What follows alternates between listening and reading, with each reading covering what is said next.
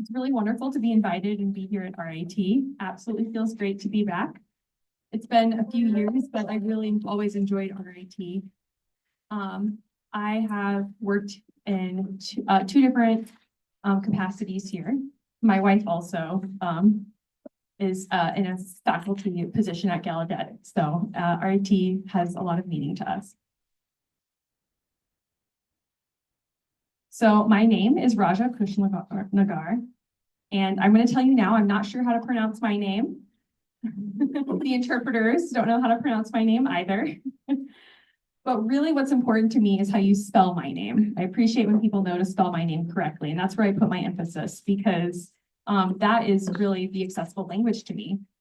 When it comes to written language and sign language, having it spelled is most important. And for me, accessibility means being able to access information in multiple different ways. And that's what we're going to be talking about today. So we can see here on the slides, my topic is multimedia accessibility with a specific focus on deaf and hard of hearing individuals. That also encompasses deafblind and other deaf experiences as well. In general, when thinking about designing accessible technology, we also are considering AI as well. I know AI is a little bit more emergent and prevalent within the last couple of years, so that adds some context.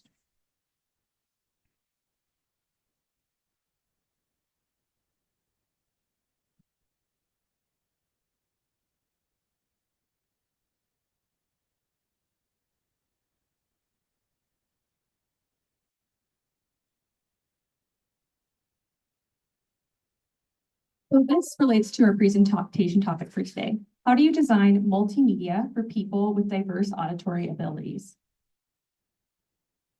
This ranges from hearing people to people who are profoundly deaf.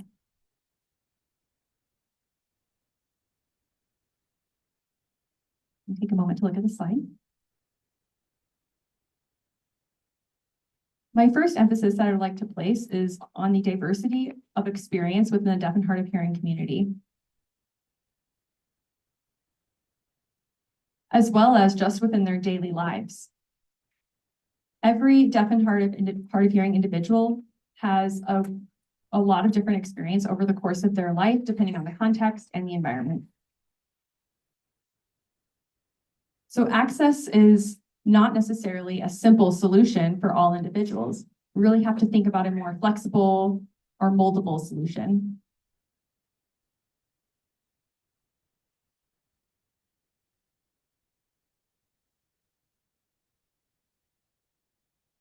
This specifically relates to the diversity of abilities.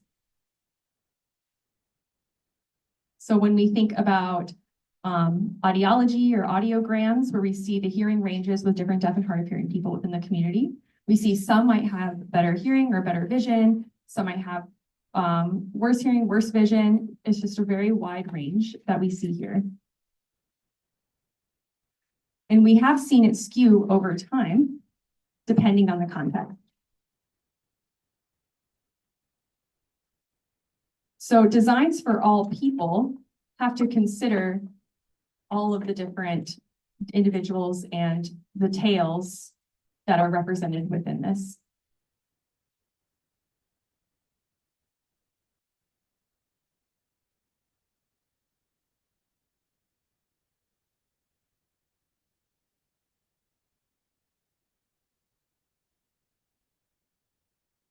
So we actually surveyed several students about their preference regarding communication, specifically in a work environment and their internship experience. So we asked them what their preference was or their preferred way in that internship environment. And so we can see the different responses here on the slide. So you have to think specifically, this is more higher education, and these are deaf and hard of hearing people, so they have more language ability. That might mean that some are more likely to have a mix of language uses, meaning some speak a little bit or some sign more, and vice versa, just as we saw in the previous slide. But we see that this results in a normal curve. But this does not necessarily equal full communication, right? And we need to consider what full access can look like.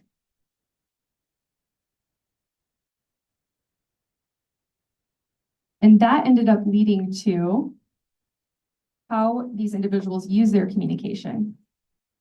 So I'll give you a couple minutes to look this over.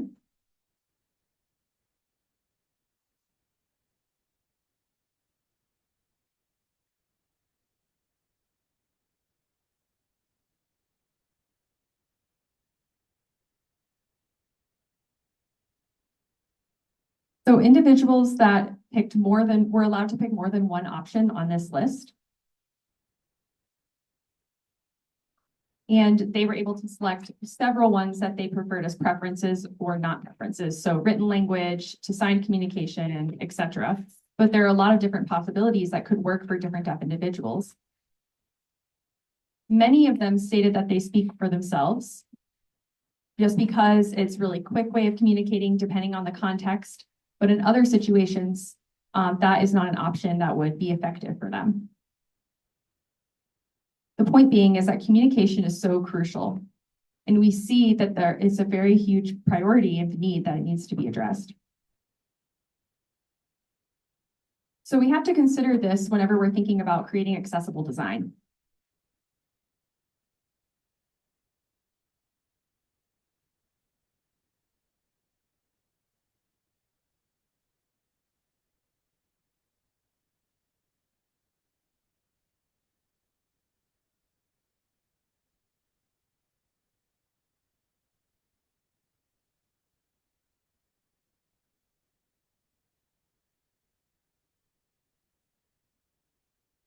So you might recognize that many say that they speak for themselves, but they also mention that they have a lot of concerns related to that. This means that if we design an accessible technology, we have to address all of the concerns and issues that these people are experiencing. So the concerns regarding speaking for themselves, including being misunderstood, maybe they have low receptive skill function regarding that language. And when it comes to accessible technology, the whole goal is to address all the concerns that they are bringing up. So this demonstrates the true diversity of need and as well as concerns that these individuals have within the community. So next we're going to be talking about visual learning and auditory learning and how that works. And then we're going to discuss a little bit more about design.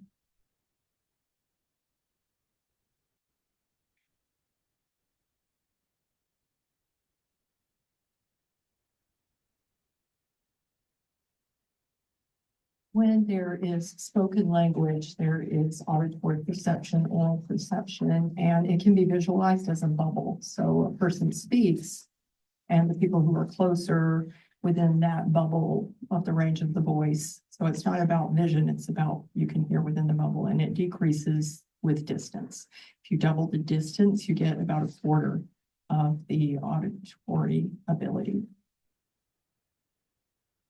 The further away you move, the less you're able to hear well. So this impacts design for classrooms, for conversational spaces in general.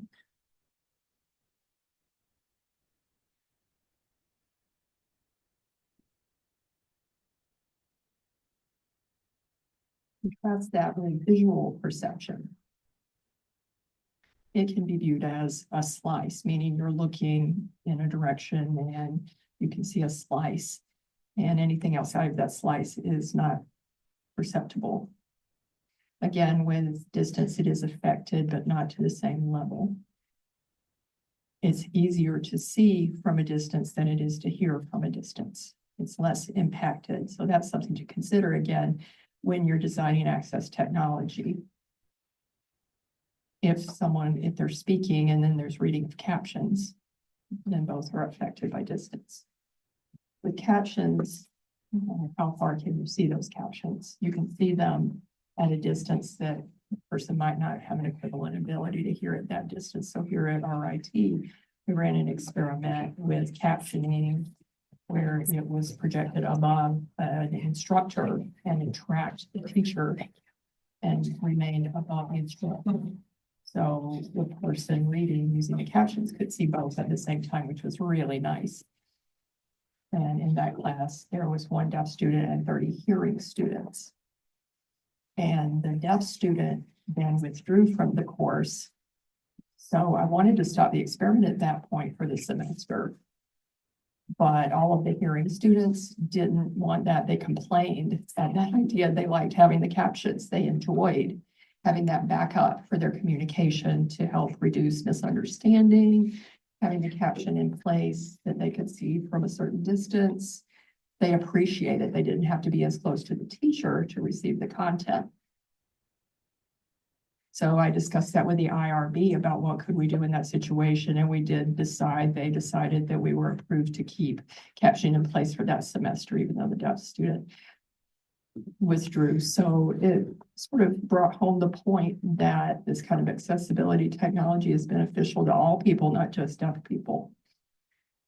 And it really does include, it's inclusive for everyone.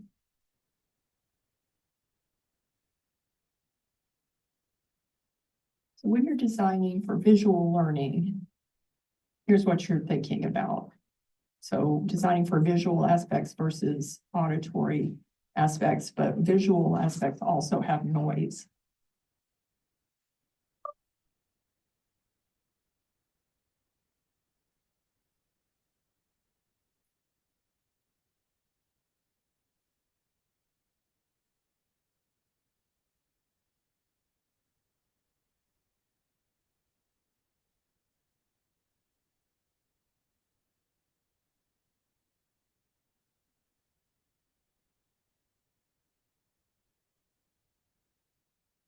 This illustrates a couple of different points that often folks don't consider.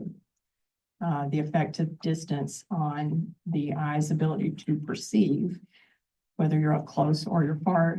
Either way, you can have visual fatigue. So when you're designing for visual learning, that needs to be incorporated into the technology.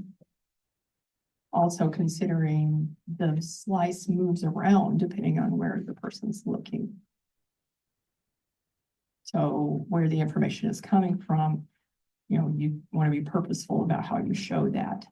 Also, in listening to a teacher or working with an interpreter or captionist, these are approaches that all need to work together to support the learning. And then there's visual noise. Backgrounds right now, where I'm standing, it must have a dark background. It makes a difference versus me standing in front of a window can challenge the interpreters because of the light that's behind me. So these are good things to consider.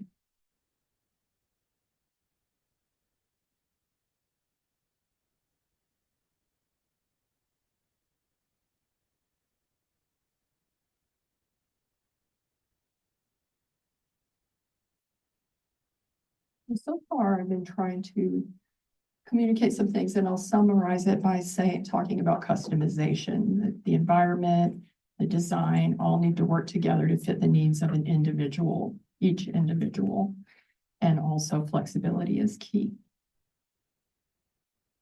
So this is a principle to be applied when you're designing access technology.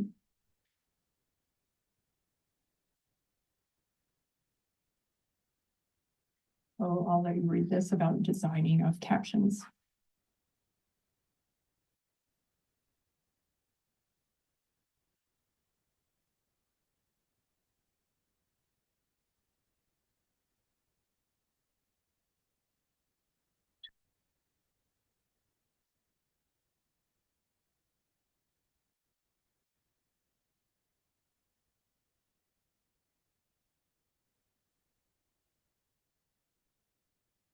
If you can imagine where there's a speaker-only design and there's a classroom with people spread out as we are in this room. And visual learning, there are different designs. If you go to the College of NTID in those classrooms, you'll see that they're designed differently. There's a different layout that's more round, more in the round, so that students can all see each other and then distance has an effect. One more thing to mention about this is that the information itself that's being presented is not continuous. It goes up and down.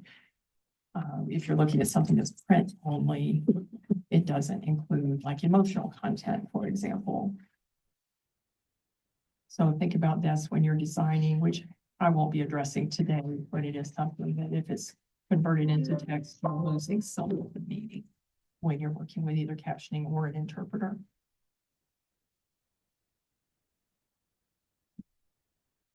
Now, in regard to be mentioned is that speaking as a form of communication includes content as well as emotional markers, affect.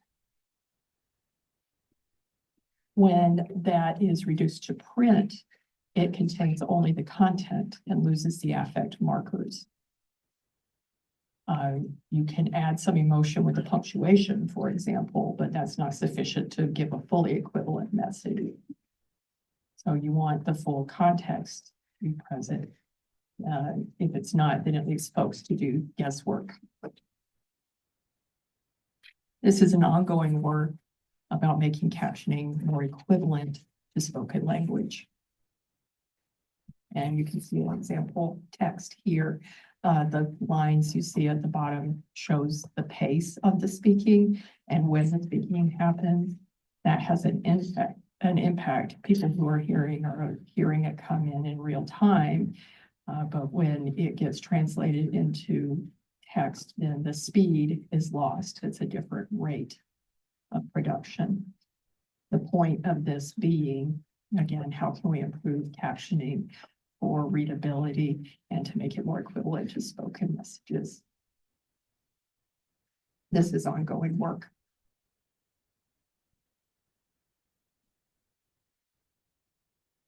This is a statement about a challenge with reading captioning. When you convert auditory message into a visual message, auditory is more of a passive sense. It just happens, but like reading is a more active process and requires a split of attention.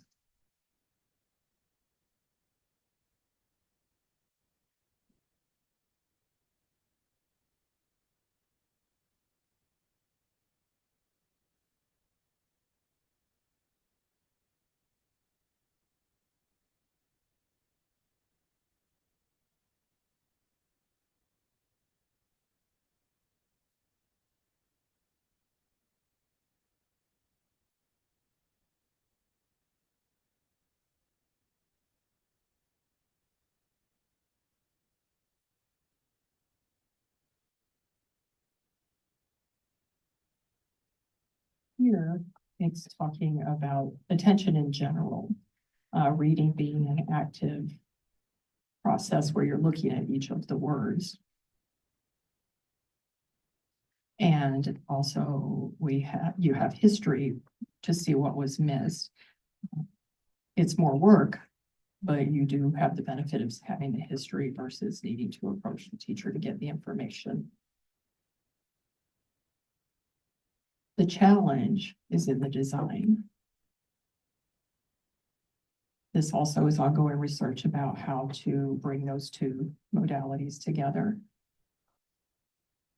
As it's easiest if people have access to both. Now, I'd like to emphasize the difference between signed languages versus captioning because they are also not equivalent. One works in their advantages to one or the other in different contexts. Often people would prefer ASL or signed language in general for better communication access.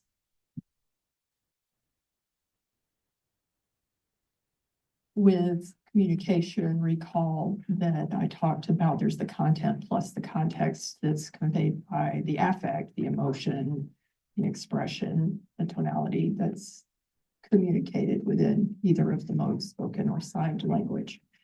So you want to capture all of the communication in ASL. That means the facial expression. And And so captionings definitely do not include that full range of the communication, as well as where the eyes are looking. So we have eye tracking on this video where you can see where the person is looking to perceive this language.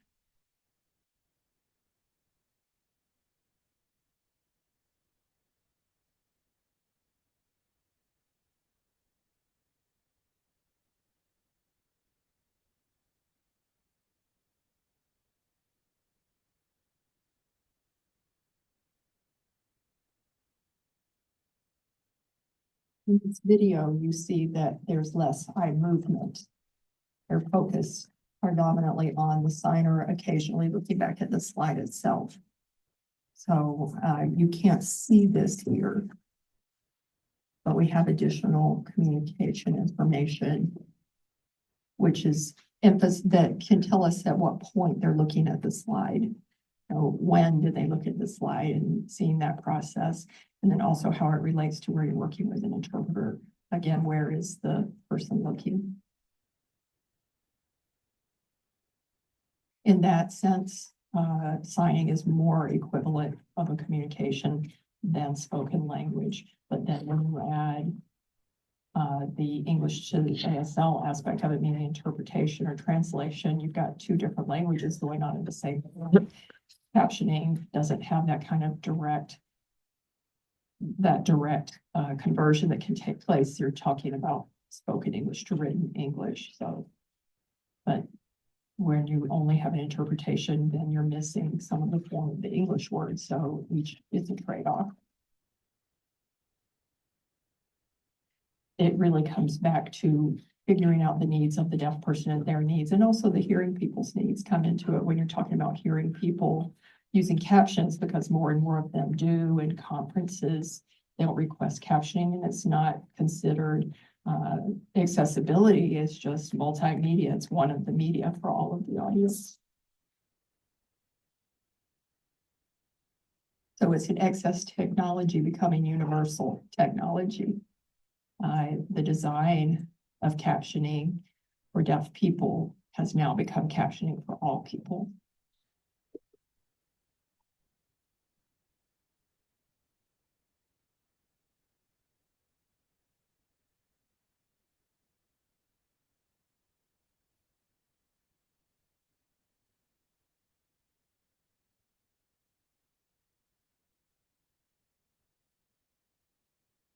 This again demonstrates that all TV viewers this is the population is TV users in the United States at home and public use of television. And the numbers are surprising that 20% of all hearing people use the captioning regularly at home. And for a variety of reasons. You see that maybe it's for the children learning to read what they're hearing. Or if you're watching TV and you don't want to bother your partner who's asleep, you might watch it on captioning. If you're looking at your phone and reading rather than making noise. So that was found that 20% of users in the US, the entire US, use captions while watching television. And for deaf folks, it's 96%. I found that number surprising. But it is that some people prefer signing only, and the captioning is not useful for them, but overwhelmingly, most of the users are deaf who use captions. But the number of hearing people is also larger than expected.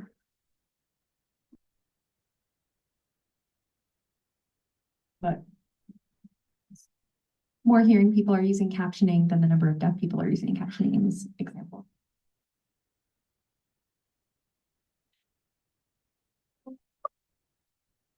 Social media. We see more and more use of captioning where people are watching videos on their phone again because maybe they don't have their earbuds in. If they've got the earbuds, then they've got that listening privacy. Still, there's a very high number of people who use social media, such as TikTok or Facebook, etc., where there's video. Often they're ingesting it through captioning. So now I have a statement here about the reason people with disabilities need to be included in the development of access technology. The history of access technology has always evolved over the years. And that makes sense. It's going to be designed, though, to fit mostly the people in the middle of that bell curve. It doesn't immediately reach out to the folks who are at the tails with differing needs, and that includes deaf and hard of hearing people. So it continues to change over time. As an example, 100 years ago, movies had no sound. The technology was not there for there to be speech in movies, and so they were silent. Movies were silent. And deaf people had full access, along with everyone else, to those movies. Then in 1927, the use of audio technology became possible, and within 2 years, all movies had, they were called the talkies. They all had sound embedded in the movie. So this is a quote from a deaf person who enjoyed having had full access at the movies and then losing that access quickly, and wrote this beautiful essay in a national magazine called The Atlantic, and won an award for this essay. He said, "I dream of a time when words will be thrown under the screen," the speech, which today we know is captioning. Unfortunately, he talked about wanting to see that happen, and I'm afraid he missed it. It was 50 years later that it was 50 years, there was no captioning on movies or television. Didn't happen until the 70s. So for people growing up, they had no access, and it was a loss. You could go your whole life without access. My point here is that people will tell you that there's a need, and it's important that the access could be responsive to that need. So maybe we don't have to wait 50 years for another technology to be developed.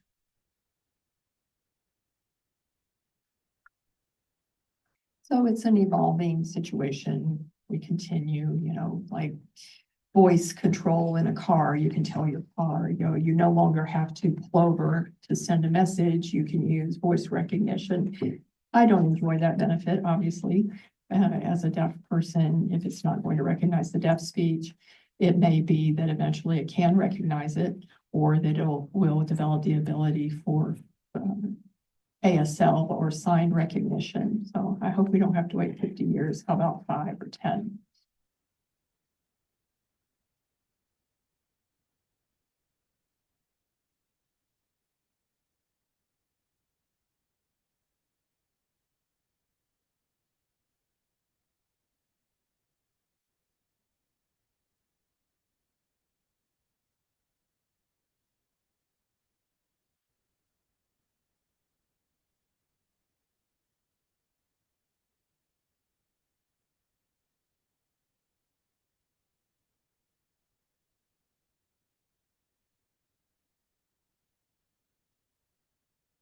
So many of you are in the HCI field, or those of you who are here may have experienced or read things like this that are on the slide. But the last 2 lines specifically are very important, considering policy and government involvement, as well as the recognition that technology itself is not enough. We can develop the technology, but we need to find a way to disseminate it to people who are able to use it effectively.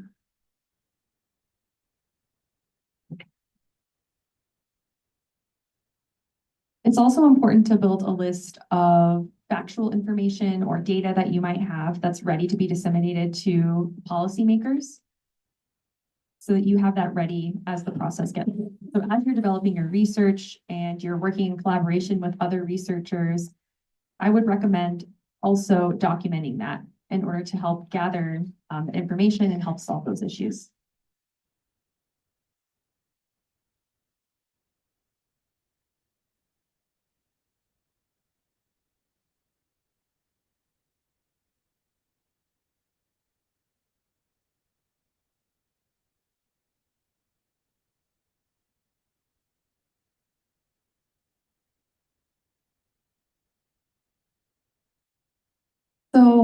A while ago, there was a medical approach or a medical view rather on deafness, and we're seeing that change now. We're seeing more deaf and hard of hearing people be involved in more everyday things, a little bit more flexibility and being considered in that.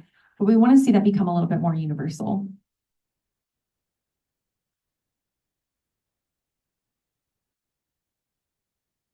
So as you start getting started with your research for the first time,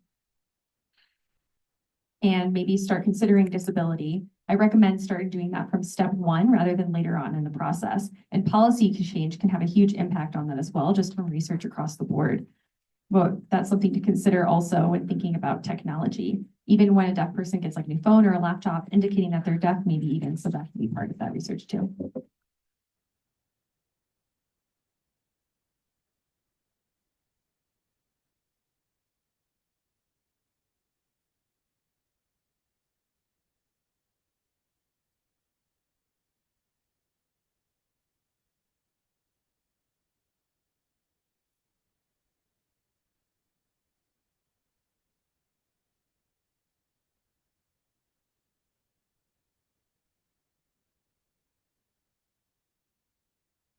So essentially this slide highlights the importance of a diverse team in order to develop the best solutions for the most people. So this is a consideration for engineers, but this applies to access technology teams as well. So I'm borrowing that phrase to use with you all today.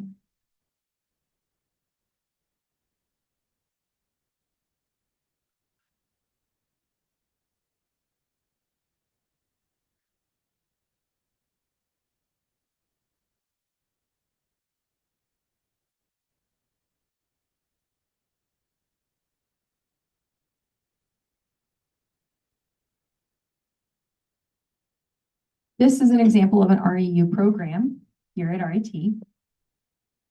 So this is a mix of both hearing and deaf students who are collaborating together to try and create the best way of showing captions visually. So we have a lot of different ideas that came out of this group as they were working together. This research took place over in Rossica Hall. So we have their ideas of them collaborating on trying to figure out the best approach. And they developed some really great solutions. They discussed moving the captions along with the speaker, several other things. It'd be nice to see that continue on. If the hearing students were still here and available, that would be wonderful to see. But they specifically emphasized throughout this entire program that they didn't want to lose access to captions, which is a key importance. So now I want to touch briefly on AI. This has become more popular over the last 2 or 3 years. I'm sure all of you are very familiar with the use of AI, specifically generative AI.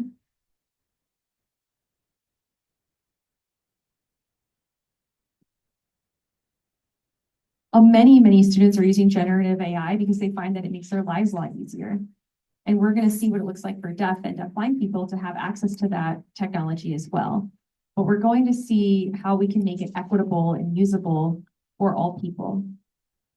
And this is also a consideration that's used with automatic captioning as well. Automatic captioning can give us access to the world 24/7 in some ways.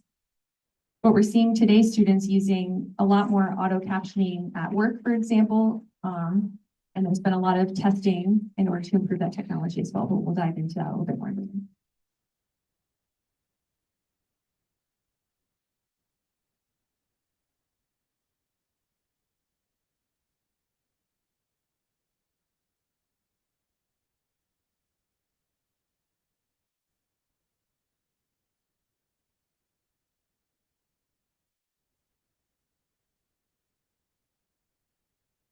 So are you seeing the problem with the picture that the ChatGPT generated? There's some inherent bias in there. And there's some, that's a risk with AI, of course. But the real problem is, foundationally, is that the tales that we talked about earlier for those people who are deaf-blind, or maybe completely blind, for example, but have some visual acuity, are not included in this type of representation. What we're seeing in the picture is a hearing perspective on what it's like to be a deaf-blind person.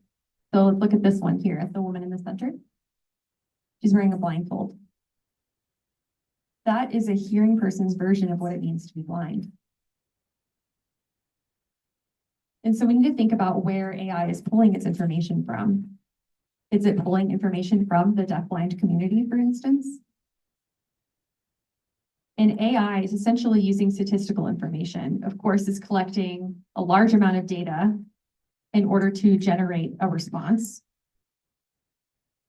But we're not seeing that representation from the deafblind community or the perspective of being deafblind or blind involved in the product that it's creating. So there are a lot of limitations when it comes to using statistics in order to aggregate that data to create the result. And we see this in other examples as well. For example, automatic speech recognition is designed for hearing speakers, not deaf. And so often we see it failing to understand a deaf person's voice. We are seeing a little bit more improvements over time, but the technology is still not there. But that is an example, or are examples of the technology being inherently biased because of its use of statistics. So if we were to make a universal design, we would have to understand how it is that design can benefit all people, including the tails that we mentioned before on that curve. So how is it that we can improve that? We're going to continue this question.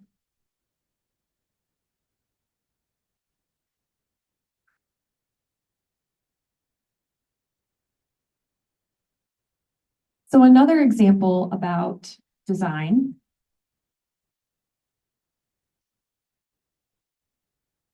when considering HCI design, for example, is we need to think about pictures and pictures accessibility for deafblind individuals based on color. And we can think about colorblind individuals specifically for this example. We'll talk about colorblind people. But we have a list of colors where if we change the color, people who are colorblind will be able to maybe differentiate between two colors instead of just seeing one.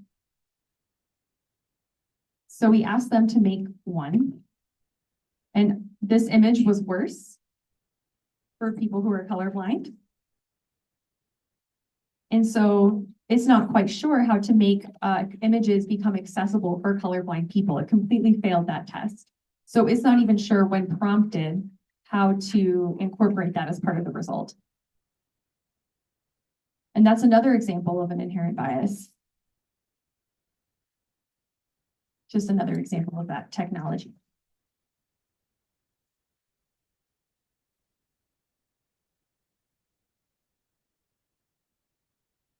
So here's another example we have on the screen. I asked them to, right here, create an image of a one-legged person.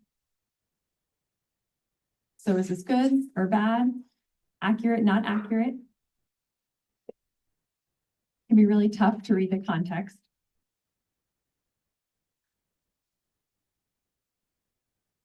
It's almost like the kitchen sink approach.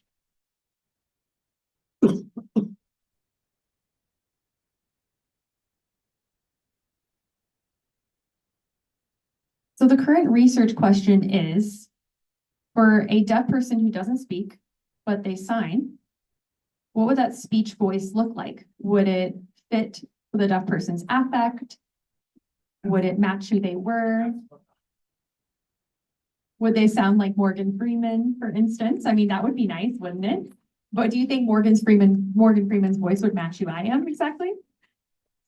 So I have no idea what that would sound like, right? But that's another research question that comes into play.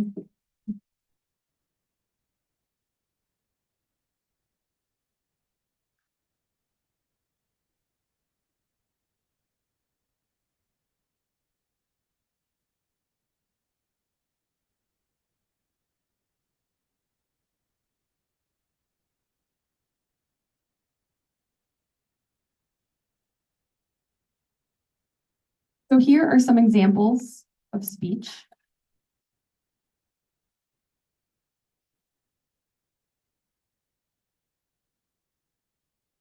Not specific to deaf people, but just generally sample voices that are sometimes used.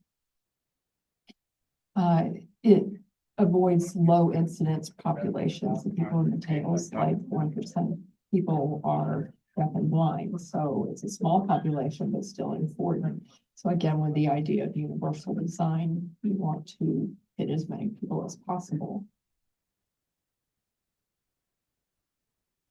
The statistical, from the statistics, the amount of data, it's a small percentage-wise population, but it leads to oppression by the majority of the data for people who are hearing and sighted.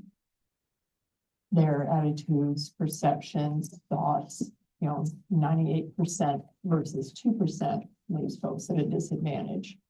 So that's something to think about. It's a new challenge with access technology design.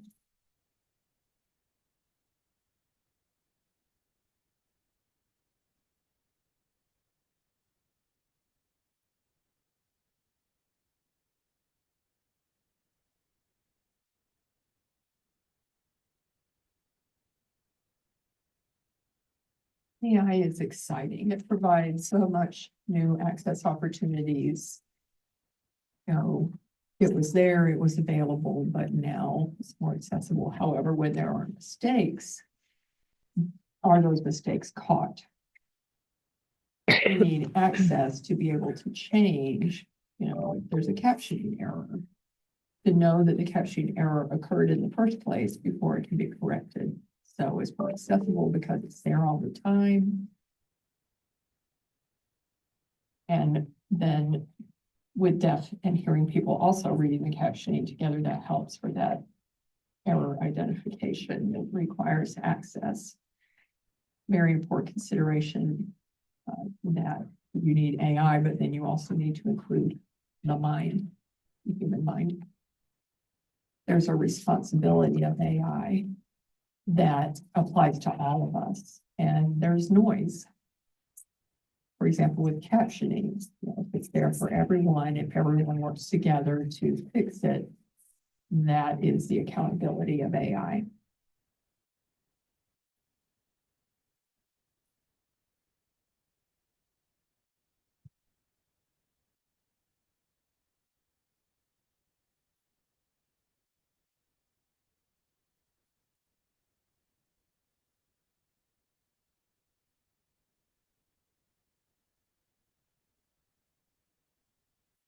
A couple of points here. We want to include people in your data. It's challenging to have a representative sample, but that is a responsibility for AI, or responsive AI. And then also you need to include people in the data in the AI design so that the products can be better and be universally accessible in the technology.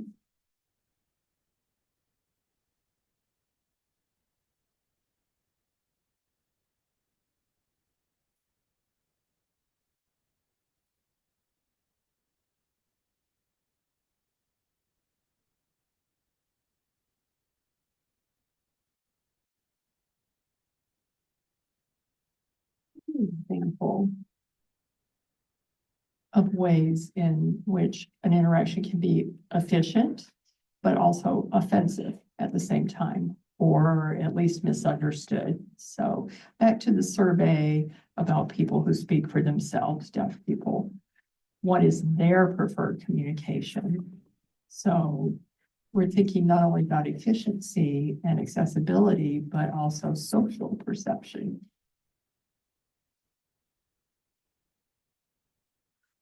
And again, we have a summary here.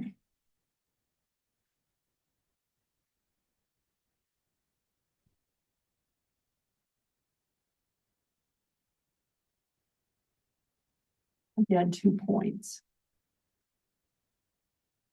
Include deaf and hard of hearing people in your process and on your team, not as customers, but as innovators, as developers, as creators. Also, change the system so that it can help reduce the time from the idea of a new technology until it's implemented.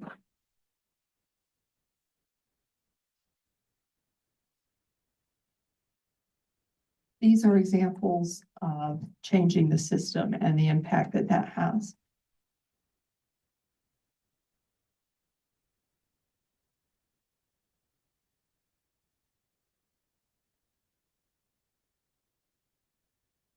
It has happened. Google came to us and asked our help to develop access technology for automatic speech recognition, an app. And now quickly it has reached over 1 billion downloads. And this captioning, where it says, "Thank you for helping us." Someone has said, "Thank you for helping me communicate with my grandpa who has lost his hearing over time. Thank you for helping to make this app better for communication with older senior citizens." That's the number one comment that it gets. And before, when I was at RIT, we had a human study on automatic speech recognition captioning, and now we have AI, but that's an example of human in the loop processes, and it continues and will continue as long as there are errors. I don't think there's a solution totally for a long time to get rid of all the errors. And then the REU that we've already spoken about, such an enjoyable experience to have people with various abilities working together to innovate new things that can then go be sent out into the world. And it's there from REU students right here at RIT. We'd hope to see much more of that in the future.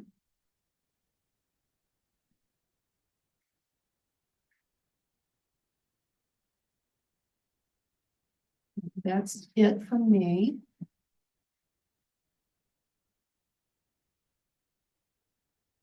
What questions do you have? We've got about 10 minutes.